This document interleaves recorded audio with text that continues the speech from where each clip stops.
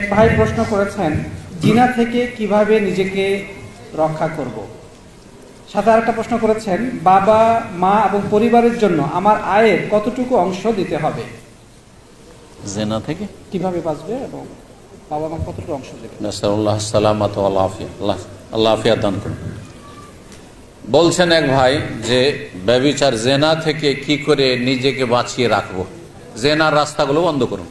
ব্যভিচার যেসব রাস্তা, যে রাস্তা দিয়ে ওই দিয়ে গেছেন সেই রাস্তাগুলি আপনার সামনে খোলা আছে, সেগুলিকে বন্ধ করে দেন। সেই রাস্তা কেমন রাস্তা, কোন পথে গেছেন সেই পথটা অবশ্যই বন্ধ হইতে হবে। বিভিন্ন রাস্তা আছে, আপনি বেগানা মহিলাদের নাম্বার কালেকশন করে রেখেছেন, সেই নাম্বার ব্লক করে দেন, আপনার নাম্বার চেঞ্জ করে দেন। অনেক সময় হয় যে আপনি হয়তো বন্ধ করলেন না, সে বন্ধ তাকে ব্লক দিলেন, কিন্তু অন্য নাম্বার থেকে আপনার সাথে যোগাযোগ করে নিল, সেটাও যেন না হয়। আপনি আপনার নাম্বার চেঞ্জ করে দেন এবং তাকে একবার ব্লক দিয়ে দেন, কোনো সম্পর্ক নেই। জি, এইরকমই যে কোনো রাস্তা দিয়ে আপনি ঢুকছেন, পাপে ঢুকেছেন, সেই সব পাপের রাস্তাগুলি বন্ধ করে দেন। এটা একটা কাজ। আর একটি কাজ নবী সাল্লাল্লাহু আলাইহি ওয়াসাল্লাম বলেছেন, ইয়া মাশারাস শাবাবে, যুবক লোকেরা আর সাবালক মানুষরা, মানিস্তাতা মিনকুল বাতা, যদি বিয়ে করার ক্ষমতা থাকে, যৌন ক্ষমতা আছে আর আর্থিক চালিয়ে নেওয়ার মতো ক্ষমতা আছে, যে আমি স্ত্রীর ভরণ পোষণ দিতে পারবো, ফালিয়াতাজাওয়াজ, তাহলে বিয়ে করো, অবশ্যই বিয়ে করো। গুনাহ যদি হয়ে যাচ্ছে, বিয়ে না করলে গুনাহ হয়ে যাচ্ছে, বা স্ত্রীর কাছে না থাকলে গুনাহ হয়ে যাচ্ছে, তাহলে বিয়ে করা ফরজ। তখন বিয়ে করা ফরজ। প্রবাসে আছেন আর এই জেনা ব্যভিচার বা হস্তমৈথুন বা আর আপনার সমকামিতা, আল্লাহ হেফাজত করুন, এসব পাপের রিস্ক চলে আসছে, মানে হয়ে যাচ্ছে এরকম বা এরকম হওয়ার সম্ভাবনা হয়ে যাচ্ছে, তাহলে আপনার জন্য এই প্রবাস জীবন ছেড়ে স্ত্রীর কাছে যাওয়া ফরজ। বিয়ে না করতে পারলে বিয়ে করা ফরজ, মানে বিয়ে করেননি বিয়ে করুন। আপনি গোনা থেকে বাঁচা ফরজ, সুতরাং বিয়ের মাধ্যমে গোনা থেকে বাঁচতে পারবেন, তাহলে বিয়ে করতে হবে।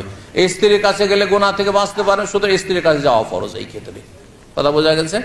এইভাবে বন্ধ করবেন। আর তার সাথে আপনি আল্লাহর কাছে তওবা করুন, ইস্তেগফার করুন এবং আল্লাহর কাছে সাহায্য চান যে আল্লাহ আমাকে ঈমান ইসলামের ওপর অটলতা দান করো এবং তৌফিক দান করো গুনাহমুক্ত থাকার জন্য। এই মর্মে একটা জয়ীফ দুআও রয়েছে, যেটা আমি ছোটকালে মুখস্থ করেছিলাম, ইবনে মাজাহ রয়েছে, আল্লাহুম্মা আরহামনি বিতারকিল মাআসি আবাদা মা আবকাইতানি ওয়ারহামনি আন আতাকাল্লাফা মা লা ইয়ানিনি ওয়ারযুকনি হুসনান নাজরি ফিমা ইউরদিকা আননি। দরকার নেই আরবিতে পড়ার, আপনি দোয়া করেন, আল্লাহ আমার উপর রহম করো, গুনাহ থেকে বাঁচি, আমাকে গুনাহ থেকে রক্ষা করো, দোয়া করবেন। জিকির আজকার বেশি বেশি করবেন। জিকির আজকার গুরুত্বপূর্ণ জিকির আজকার, কোরআন তেলাওয়াত, কোরআনের তরজমা তাফসীর পড়া, ইসলামিক আলোচনা শোনা, এগুলো হচ্ছে মজলিসে জিকির। এখানে বসে আছেন মজলিসে জিকির, রিচার্জ হচ্ছে ঈমান। তো ভালো মজলিসে বসবেন, ভালো মানুষের সাথে বসবেন। আর যেসব রাস্তা দিয়ে আপনি জেনা ব্যভিচারের পথে কুকাজে অশ্লীলতায় চলে গেছেন, সেসব পথগুলি আপনার সামনে বন্ধ করবেন, আল্লাহ যেন সহজ করেন। জি, তারপরে দ্বিতীয় প্রশ্ন করেছিলেন, বাবা মাকে উপার্জনের কতটা অংশ দিতাম। অংশ নেই, তারা যদি অভাবী হয়, সংসার চালাতে পারছে না, যদি তাদেরই যথেষ্ট ধন সম্পদ আছে, ঘর ভাড়া পাচ্ছে, জমি জায়গা থেকে এত কিছু আসছে, অথবা তাদের কাছে এত টাকা পয়সা আছে যে কোনো প্রয়োজন নেই।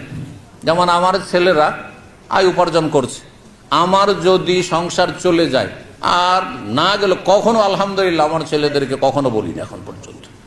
যদি দিয়ে দিল জাযাহুল্লাহ খায়ের, না দিল কোনো অসুবিধা নেই, কারণ আমি চালিয়ে নিতে পারছি। যদি চালাতে না পারি কখন, আর আমার ছেলে জানছে যে এতটা অসুবিধা আছে, এতটা প্রয়োজন রয়েছে, তাহলে ততটা দেওয়া ফরজ। আশা করি বিষয়টি বোঝা গেছে। এই ক্ষেত্রে যদি দেখা যায় যে বাবা মা একেবারে গরিব মানুষ আর তাদের ছোট ছোট কচি কাঁচা বাচ্চারা আছে, তাহলে সেসব ভাই বোনের খরচ দিতে হবে আপনাকে। হ্যাঁ, অথবা বোনেরা আছে তালাক প্রাপ্ত বিধবা হয়, বাবার বাড়িতে এসে আছে, অথবা সাবালিকা হয়েছে, বিয়ে হয়নি, স্বামীর ঘরে যায়নি, নিজের বাড়িতে রাখতে হয়েছে, তাদেরও খরচা দিতে হবে, কারণ সেগুলি আপনার বাবার উপরে ফরজ, আর বাবা নিজে ফরজটি আদায় করতে পারছেন, সেই জন্য আপনার উপরে সেটা ফরজ। কিন্তু বাবা যদি সচ্ছল হয়, তাহলে এক পয়সা দেওয়ার কোনো প্রয়োজন নেই। আমাদের দেশের বাপমারা যে মনে করে যে ছেলে ইনকাম করবে, আমাকে দেবে, ওর মাকে দেবে, আমাদের নামে জমি জায়গা হবে, তারপর সব ভাইগুলি পাবে, এইসব বাপমা হচ্ছে মূর্খ, জাহেল, এবং তারা ইসলাম মানতে চায় না। আল্লাহ হেদায়েত করুক তাদেরকে। বাড়াবাড়ি ছাড়াছাড়ি কিছু ছেলেরা আছে যারা জালেম, বাপমা অভাবী, তাদের অভাব দূর করছে না, তারা গুনাহগার, অপরাধী। ঠিক তেমনি আমাদের দেশের অধিকাংশ বাবা মা হচ্ছে অপরাধী। তারা মনে করে যে আমাদের অধিকার যতদিন বেঁচে আছে, তোর নামে হওয়ার অধিকার নেই, তোর বিবির নামে হওয়ার অধিকার নেই। এসব অন্যায়, আল্লাহ তাদের হেদায়েত দান করুন।